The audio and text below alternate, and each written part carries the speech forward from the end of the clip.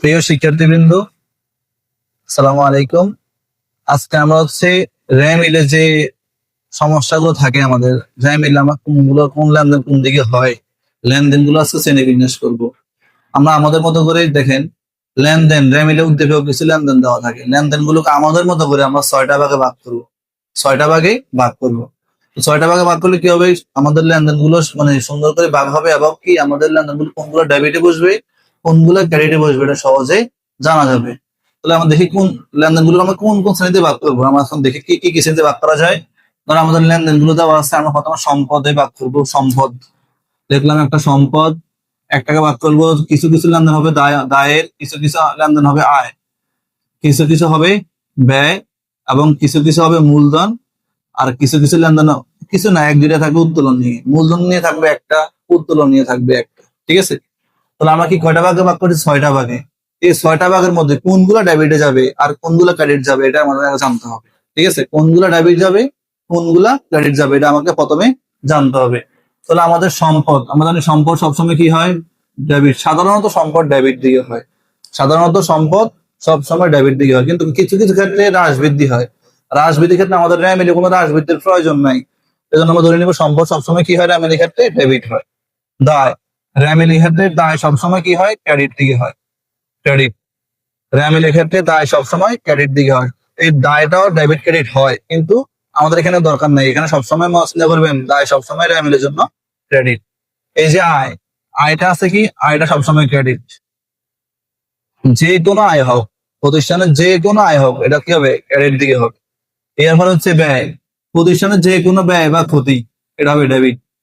প্রতিষ্ঠানের যে কোনো ব্যয়, খরচ বা ক্ষতি হলে, এই যে ব্যয়টা, আর একটা আমরা কি লিখতে পারি? ক্ষতি। কি লিখতে পারি? ক্ষতি। যদি আমাদের প্রতিষ্ঠানে কোনো ক্ষতি হয়, এটা এক ধরনের ব্যয়, ব্যয় হিসেবে কাউন্ট হয়। আর ক্ষতি হলে আমাদের জন্য কি হবে? ডেবিট হবে।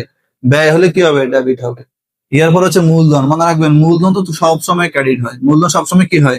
প্রত্যেকটা জায়গায়, একা হিসাব বিজ্ঞানের সব জায়গায় মূলধন কি হয়? ক্রেডিট হয়। এই যে উত্তোলন, উত্তোলনটা কি হয়? ডেবিট হয়। উত্তোলন ডেবিট হয়। তাহলে আমরা ডেবিট পাইছি কি কি? সম্পদ, ব্যয় আর উত্তোলন। সম্পদ, ব্যয়, উত্তোলন ডেবিট।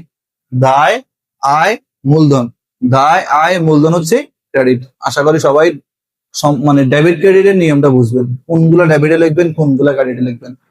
আশা করি সবাই বুঝবেন। যে শর্টকাট বিষয় আপনারা যদি সহজে মনে রাখতে পারেন, তাহলে আমরা র্যামিলের অনেকগুলো লেনদেন, যেগুলো নাম বিভিন্ন টাইপের থাকে, নামগুলো মানে একাধিক নামে যদি র্যামিলে এন্ট্রি থাকে, তখন কোনগুলো কোন দিকে হয়, কোনটা ডেবিট দিকে হয় কোনটা ক্রেডিট দিকে হয়, এটা আমরা অনেক সময় মানে গোলাই ফেলি।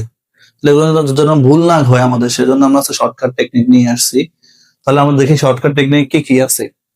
দেখি প্রথমে কি আছে, 1 নম্বর সকল পরিবহন ডেবিট। আমাদের র্যামিলে যদি শুধু পরিবহন খরচ লেখা আছে, অথবা লেখা আছে ক্রয় পরিবহন, অথবা লেখা আছে বিক্রয় পরিবহন, যে কোনো পরিবহন লেখা থাকলে বুঝতে হবে এটা হচ্ছে ডেবিট দিকে বসবে, এটা ব্যয়। সকল শুল্ক ডেবিট।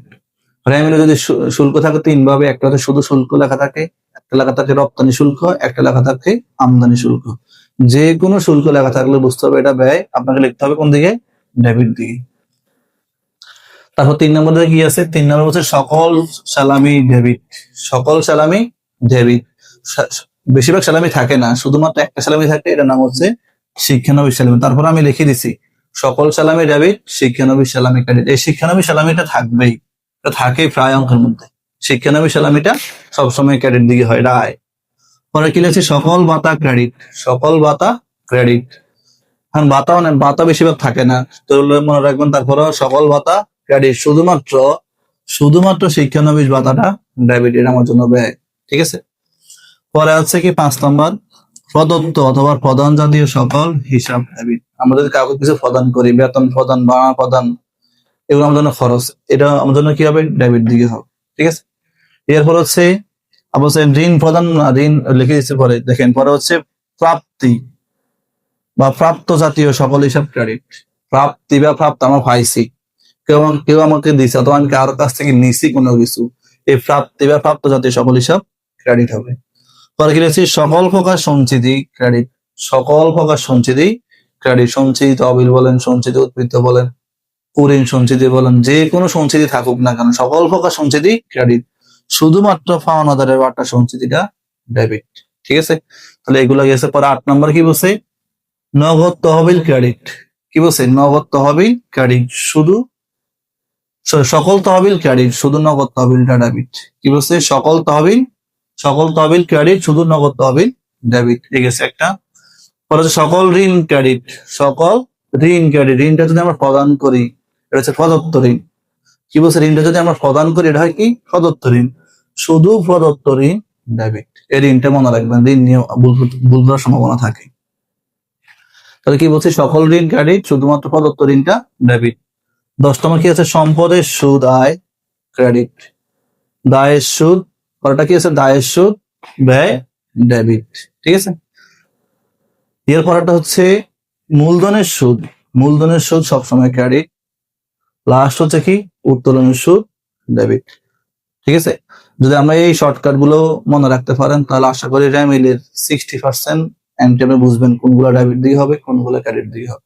আর বাকি যে যেগুলো লেনদেন থাকে, এগুলো সম্পদ থাকে, কিছু আয় থাকে, কিছু ব্যয় থাকে। সাধারণত আমরা জানি সম্পদ ডেবিট হয়, আয় ক্রেডিট হয়, ব্যয় ডেবিট হয়, দায় ক্রেডিট হয়। ঠিক আছে, আর মূলধন থাকে, উত্তোলন থাকে। মূলধন তো আমরা আগে বলছি, মূলধন ক্রেডিট হয়, উত্তোলন ডেবিট হয়। এগুলো আমাদের এন্ট্রি বেশি হয়। আশা করি শর্টকাট টেকনিক গুলো আপনারা যদি ভালো করে শিখেন, র্যামিল নিয়ে আর কোনো সমস্যা থাকবে না।